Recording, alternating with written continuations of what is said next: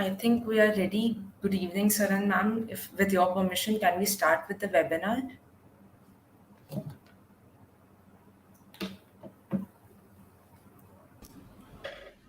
Yes, I think we can. Thank you. Good evening to one and all present here. Hope you all are keeping well. I am Shruti Tejwani, a third year BLLB student from Amity University, Chhattisgarh, and I'll be the moderator for today's session. I wholeheartedly welcome you all on behalf of IURIS JURA, which is an initiative of students of Amity Law School, Amity University, Chhattisgarh, started in the year 2020. IURIS JURA is an e-learning platform with the motive to enhance legal learning and create legal awareness all along.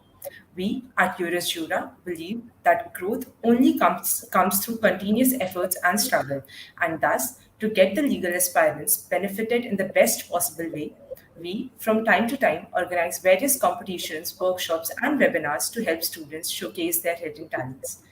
Today, we will be discussing about modification of award under Section 34 of Arbitration and Concilliation Act 1996, and I feel privileged and honored to share with you all that we have two eminent personalities with us for today's session as our keynote speakers.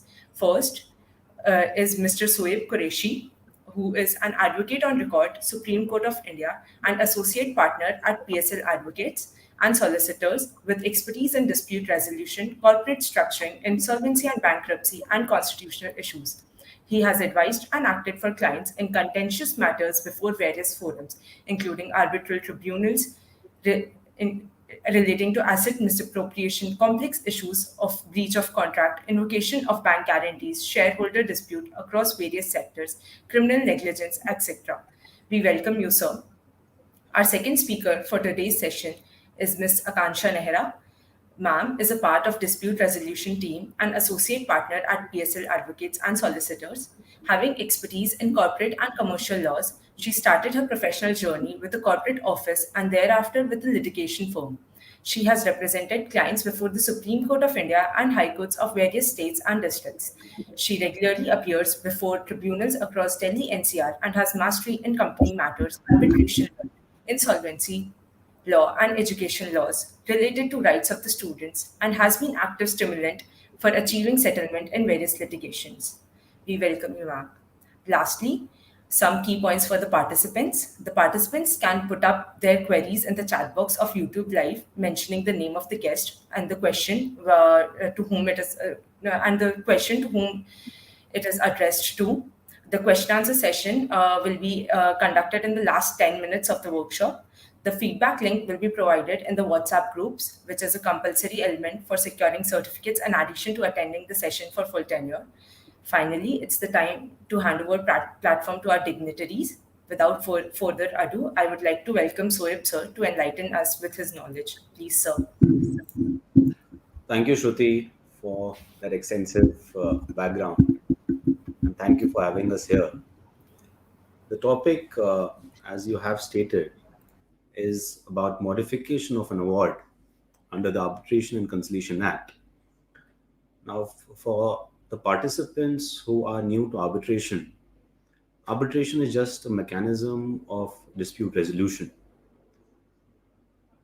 There are civil courts available to resolve disputes, and the law has provided a separate mechanism which is more simpler, faster, and of course cheaper too.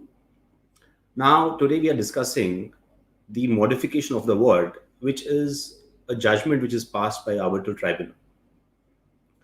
Now, when the award is passed by the arbitral tribunal, it can be set aside only under the provisions of a section, which is Section 34 of the Act. Now, when we hear this word modification, what does it mean? A simple analogy would be modification would mean to change the award, to change the judgment. As humans, as judges, when some matter comes to us, we may have a different opinion than that of a predecessor. So whenever a judgment comes before a court for in an appeal, the court puts its brain to it and Ordinarily, in a civil court, you may see a lot of judgments which are varied, which are set aside, which are modified, or some additional issues are framed. But when you come to arbitration, that role has been limited completely by the statute, which is the Arbitration Conciliation Act. Now, when we look at Section 34 of the Act, it provides very limited grounds of challenge. And those grounds are only qua fairness, if there is any patent illegality, if there is any flaw made by the arbitrator in applying the law.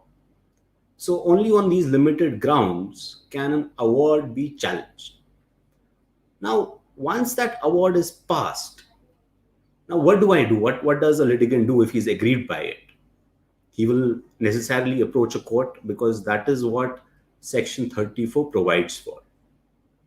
Now, when we read this Section 34 of the Arbitration Conciliation Act, the initial wording of of the section provide for recourse to a court against an arbitral award may be made only by an application for setting aside such an award.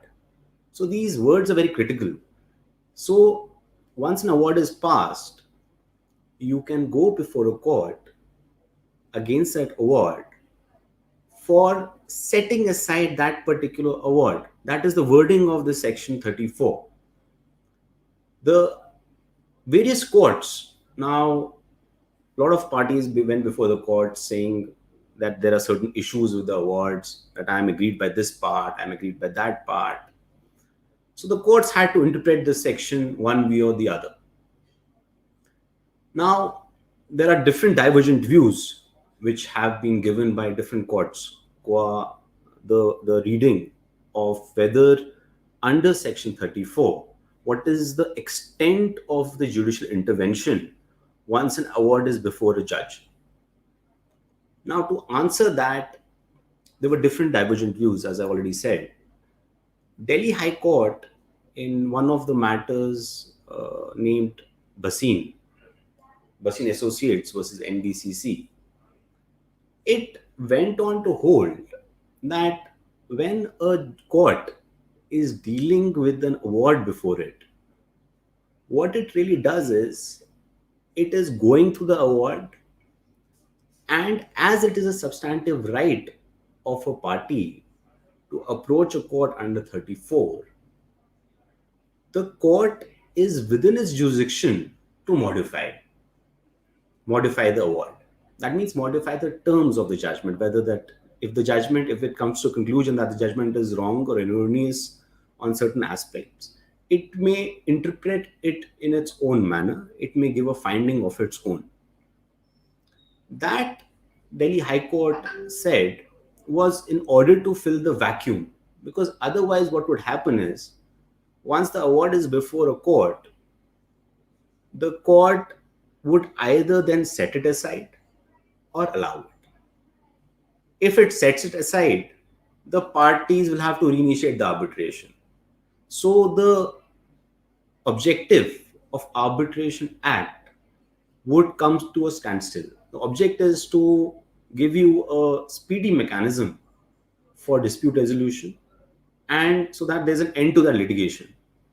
So that is the opinion which was held by Delhi High Court in one of the matters.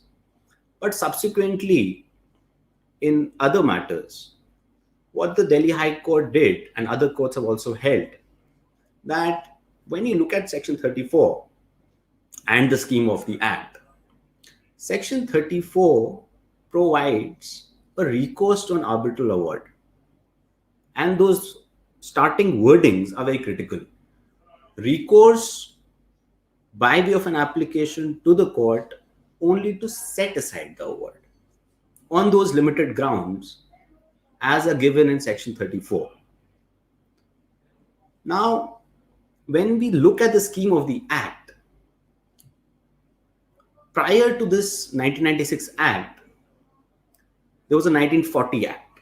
1940 Act had an express provision for modification of an award. Even in the CPC, where we generally go to the courts, there are express provisions for modification of the judgment.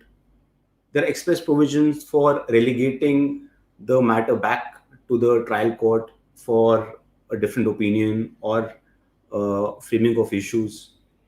But when it comes to this Arbitration Conciliation Act 1996, what does it provide? When we look at this act in its completeness, it provides two places where modification can be done. But in both these places, the right of modification has been given to the arbitral tribunal. Now, these two places are one under section 33, where the tribunal can, after passing of the award on an application of the parties, it can correct any arithmetic or any inadvertent error that is crept in the award. The second part is under section 34, subclause 4, where once you are before the court and you are challenging the award, the court finds there are certain grounds for challenge. Now, what is the remedy available under the Act? Act says you can send it back to the tribunal to extinguish the grounds for challenge of that arbitral award. So in both these places, what the Act does is, Act provides for a remedy only with the arbitral tribunal. So this is what is the essence of the Act. Now, when we come to the question whether it can be modified by the court or it cannot be modified by the court, we have to see what is the limited sense of section 34. When we look at 34, those limited grounds are only for the purposes of ensuring fairness and for ensuring that the say of the arbitrator is final. Now, why is it so? Because once an arbitration agreement is entered into between the parties are expressly saying that, listen, we want to exclude the jurisdiction of the court. They are limiting the scope of intervention of the courts by entering into the arbitration agreement. So the only recourse under 34 is to see whether the arbitrator has followed those principles which have been enumerated, which are to follow the law, to follow the fundamental policy of India, and to see whether there is any irregularity by view of principles of natural justice or any arbitrariness by the arbitrator. Now, what is very critical also, if you see section 34 very clearly says that the award will not be set aside merely on the ground of erroneous application of law or on reappreciation of evidence. So the grounds on the 34 in respect of court's intervention is very, very limited. Now, the Supreme Court way back in 2006 in McDermott judgment, it held that the court, while dealing with an arbitral award, cannot correct the errors of arbitrators. So when you look at this word modification would mean to look in the award to see whether it is correct and to give an interpretation of your own or to add to it. Now, that is under these terms not permissible. But of course, there were divergent views of different courts. And that is the reason why the Honorable Supreme Court had to decide it finally, which my learned colleague Aakanksha will be dealing with. So, when we come to this section 34 again, the entire objective of Arbitration Act is to uphold the view of the arbitrator. Now, once it goes before a court and the court says that this award should be set aside or it should be upheld, the remedy with the concerned person, concerned aggrieved party, would be to challenge it under section 37 and thereafter in section 142 and in section 136 before the Honorable Supreme Court. Now, Honorable Supreme Court, after these divergent views of different high courts, Honorable Supreme Court has, in many cases, in various cases, modified the awards. And that has been done by exercising powers under section 142. In a recent case by the name of Dyna Technologies, the Supreme Court was very categorical. It said, please don't come to us for modifications of award. We will not interfere in it. What you need to do is, if you feel that there is some error or there is some problem with the award, please go back to the arbitral tribunal under 34.4 for removing all these objections for challenge. So the end result, after reading the entire provisions, would be that modification of the award is very limited in its scope. Modification is only provided, the power to modify the award is only provided to the arbitral tribunal, and that too only under section 33 and of course section 34.4 of the Act. 33 allows an arbitral tribunal to modify for the purposes of correcting arithmetical errors, for correcting some mistakes, and of course to give an interpretation on the award itself. There's a specific time frame for doing so as well. And insofar as 34.4 is concerned, the modification is again left to the arbitral tribunal only for the purposes of removing any grounds for challenge to the award. Now, all these issues have been recently considered in the judgment passed by the Supreme Court in Hakeem. So I will now leave Aakanksha to share with you how the Supreme Court has dealt with this issue and put it to rest. Thank you so much, Soayib. So, Soayib has given you a very clear and specific background of what is the scope of interference in a jurisdiction of challenging an award. What very distinctively there was no dispute about is about the scope of challenge under 34 when you go to the relevant court of challenge as per the Act. It has been always held and clearly so that so far as challenge on merits is concerned, that is not possible. The remedy under 34 and 37 are not appellate in nature, they are supervisory in nature. Taking leave from that, what happened is, and what arose as a question before the Supreme Court in the most recent judgment, which is something why this debate is considered to have been settled. And we'll see if you all agree on that after we've heard what I have to say.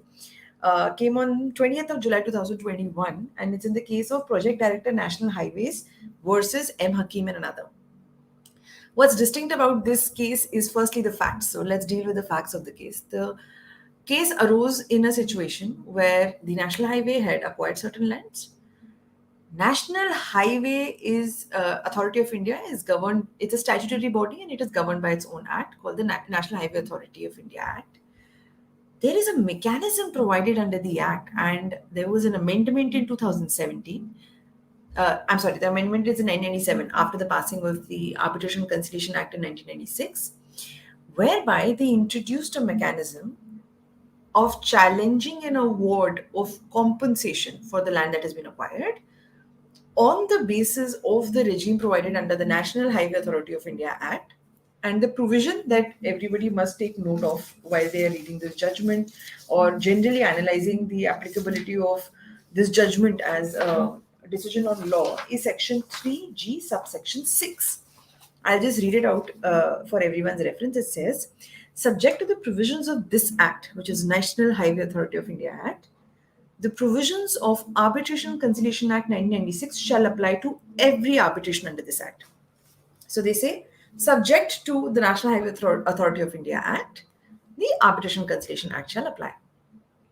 Now, what is further strange about this Act is that it allows a party to challenge the award of compensation, but it needs an application to be made to the central government, where the central government will appoint its own employee to adjudicate on the correctness or to the challenge that has been made to the award. Without touching onto the issue of maintainability of that kind of a clause, and the Supreme Court holds that the amendment of 1997 was not in challenge before it, and the unconstitutionality of that provision was not in challenge before it. And therefore, so far as the scope of the jurisdiction that it was deciding was concerned, they have stopped at saying that that is something we can't touch because it's not in challenge before us. So now there was an award passed by the authorities. They awarded certain compensation. The landowners, they challenged it under 34, and they challenged it under an arbitral proceedings. And in the arbitral proceedings, the award given by the government was upheld, by the NHAI was upheld. When the matter went before under Section 34 to a district judge, the district judge modified the quantum of compensation, which is where the debate started before the Supreme Court, whether the district judge was correct in modifying this judgment or not, in modifying the award, award of compensation. Now, the Supreme Court has very categorically held, and we have heard Soayib already refer to those judgments. One is obviously McDermott, which came as early as in 2006. Then in 2018, there was a judgment called Kinari Malik versus Ghanshyam Das Damani, which also they have referred to. And then in 2021 came a judgment called Dakshin Haryana Vitran, in which the Supreme Court has uncontestably held that the scope of challenge under 34 is only for setting aside.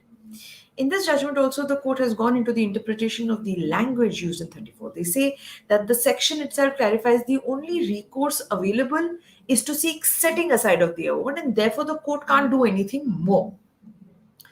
The court has held this on the basis of the earlier undisputed line of judgments, but it has also held this on the basis of its own justification, where it says that so far as 34 is concerned, as compared to the Arbitration Act of 1940 is concerned, there was a specific reference for modification of award. The language that was used was varying the award, and therefore they say that as opposed to the language used in 1940 Act, unlike that in 1996, there is no such provision.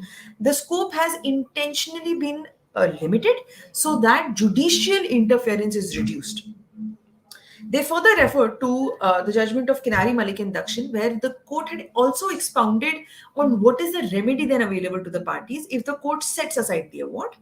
As Soayib explained, that one remedy is under 34.4, where the Section 34 court holds its hands and sends back the question to the arbitral tribunal. What is also interesting, which this judgment notes as an observation, is that 34.4 requires the opinion of the arbitral tribunal to hold that there is a need for correction, and then they can correct and exercise their jurisdiction under 34.4 to remove the grounds of challenge, if any. Versus a situation where the arbitral award is set aside by the a court and exercising jurisdiction under 34, and in such a case the parties will be at liberty to reinitiate arbitration.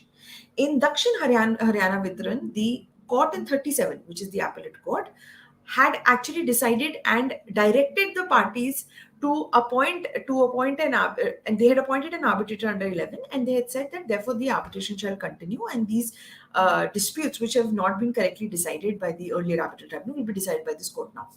The court said no, in 37 you cannot do that, neither can you do that in 34. In 34, the scope of jurisdiction is limited to setting aside the award. After that, the question that the court goes on to deliberate is with respect to the requirement of such a power to be available.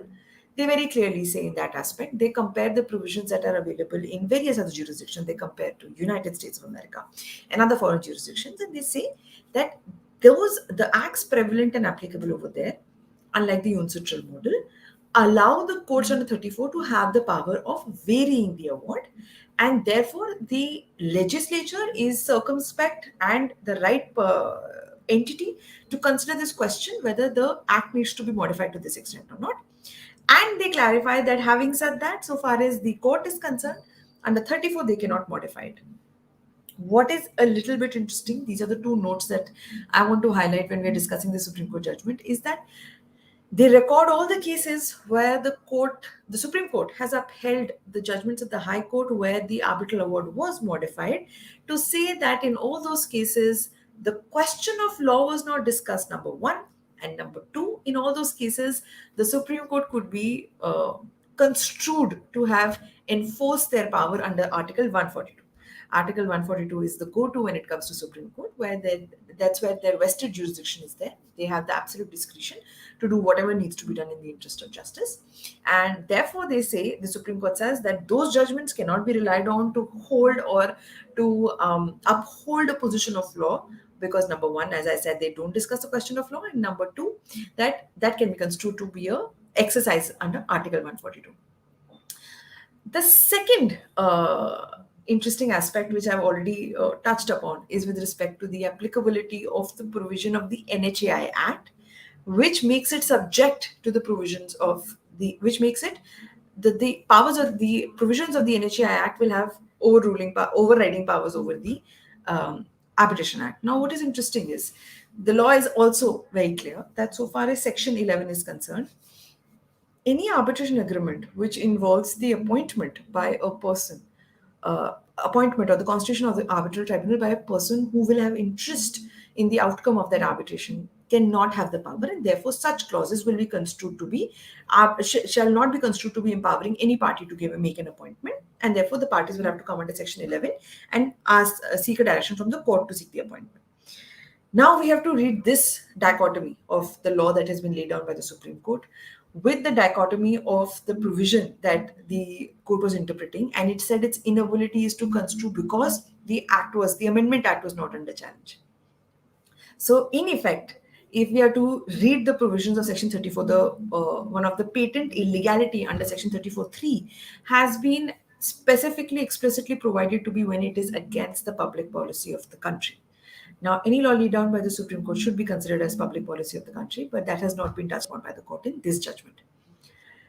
The second aspect, which is also of interest, is finally what the court does.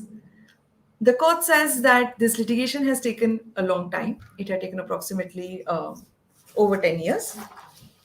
And therefore, they say that while the NHAI is correct in its challenge saying that the district court could not have amended the arbitral award, they say we will not modify and we will not touch the judgments rendered by the lower court. We will uphold them, because right now we need to also ensure how parity is achieved. Now, the additional distinguishing factor of this case is that in this case, the challenge was only made to to modifications that were done in the arbitral proceedings, but the court took notice that there were many other matters where higher compensation was awarded in other proceedings, for example, Land Acquisition Act, and they were ensuring that to do parity, the real value of land should have been given to the public from whom the land has been acquired, and therefore to ensure that interest of justice still prevails, they decided not to interfere with the judgment which was before them, which was a judgment under Section 37.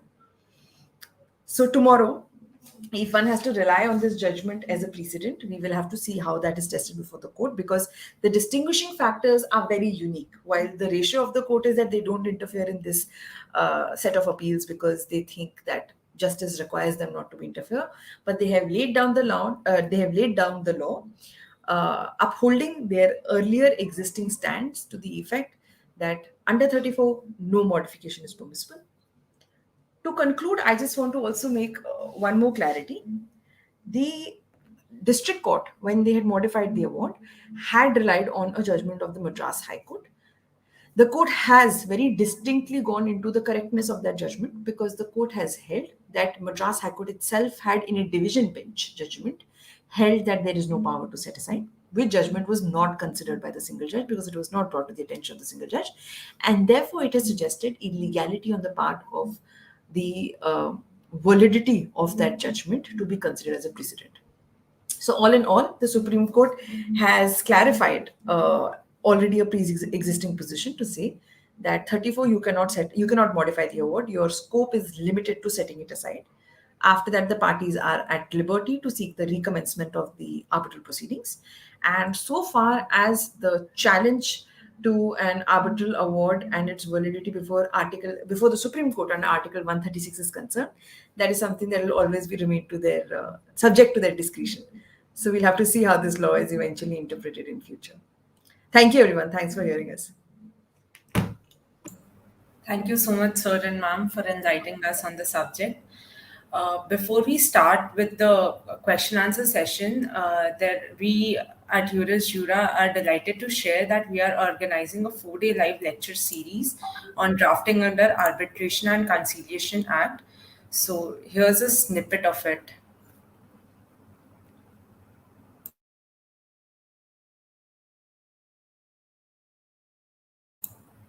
Can we please have the video?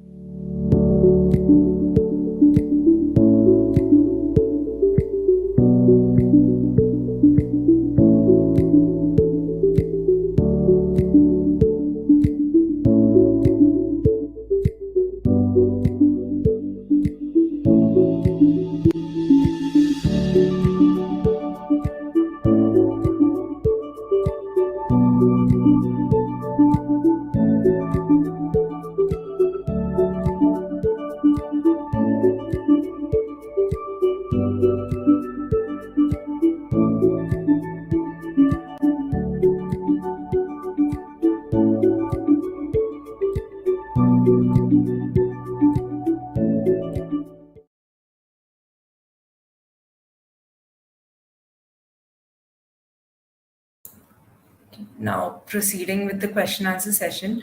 So, sir and ma'am, the first question is the judgments which have been discussed. Can you please share the citations for it for the reference? Is that a question or a request? A request. Of course, we can share it with you. We can share a note with you, and you can share it onwards with your colleagues, with your participants. That can be done. Thank you, sir. I think, yes, sir. So the next question is, what can a student do now to have a successful career in arbitration? For those who are not able to go to big cities with firms and have college classes too, what can they do? So the question is addressed to you. So I believe the difficulty with arbitration is that the majority of arbitration agreements are in commercial contracts. Then you have these statutory arbitrations, which are in reference to MSMEs, which are the micro industries. So, to get a good exposure of arbitration, you will definitely have to reach out to someone in the metros. You'll have to work at a firm in the metros.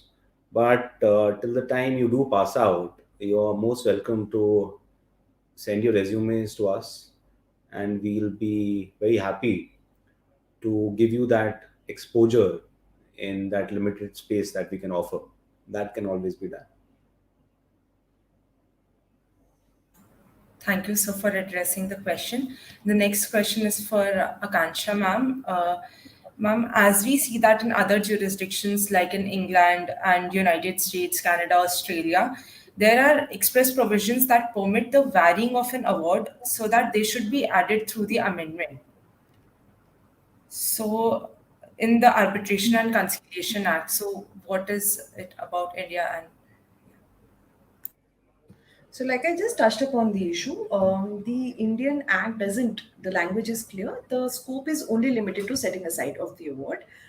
The Supreme Court in this judgment has specifically said that it is something that ought to be considered, because while the idea is to reduce judicial interference, if the arbitral proceedings have to take a second round, that is not amounting to an efficacious adjudication of the issues, because then if they have to recommence and they have to re-argue the matter, then it's amounting to a double round, the second round of litigation, right? So that's why the Supreme Court has said that, but that is under the jurisdiction of the legislature. The legislature will have to take that call. Having said that, in our own experience, in a lot of issues, we've had the courts interfere on very limited questions of the jurisdiction, right? Now, for example, the claims that are set up before the arbitral tribunal are not a singular claim, right? So the claim may be with respect to escalation, maybe with respect to the LDs that may be imposed, that it may be with respect to interest that has been claimed by the parties, right? Now, if the court in 34 feels that only one portion of that judgment has not been, of the arbitral award has not been correctly laid down, it is not permitted under the present statute and as per the Supreme Court to interfere with such an award. So obviously, eventually with time, this we've seen in the last 7 years, the commercial amendments have been immense, and the court's observations are taken cognizance by the legislature. So we just have to wait and watch. We should probably see that there will be an amendment on this issue as well. Thank you, ma'am, for addressing the issue. With this, we come to the end of our question answer session. I, on behalf of IURIS JURA team, extend a very hearty vote of thanks to the honorable speakers who blessed us with their presence and, despite their busy schedule, took time to grace the occasion. Thank you so much, sir and ma'am.